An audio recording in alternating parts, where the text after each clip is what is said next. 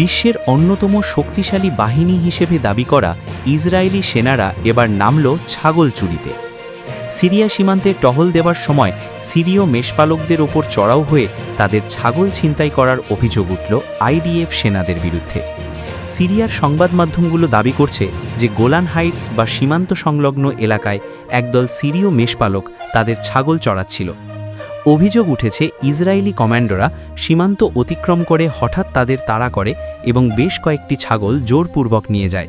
স্থানীয় বাসিন্দারা বলছেন এই প্রথম নয়, মাঝে মধ্যেই ইসরায়েলি সেনারা তাদের গবাদি পশু চুরি করে নিয়ে যায়। এই খবর ছড়িয়ে পড়ার পর থেকেই সোশ্যাল মিডিয়ায় ইসরায়েলকে নিয়ে ট্রোলিং শুরু হয়েছে। নেটিজেনরা বলছেন, যাদের অত্যাধুনিক ট্যাঙ্ক আর ড্রোন আছে তাদের কি শেষ পর্যন্ত সিরিয়ার ছাগল খেয়ে দিন কাটাতে হচ্ছে? অনেকে আবার এটাকে রাষ্ট্রীয় চুরি হিসেবে বর্ণনা করছেন। সামরিক বিশেষজ্ঞরা বলছেন এই ধরনের ছোটখাটো চুরি সেনাদের নৈতিক অধঃপতনেরই বহিঃপ্রকাশ।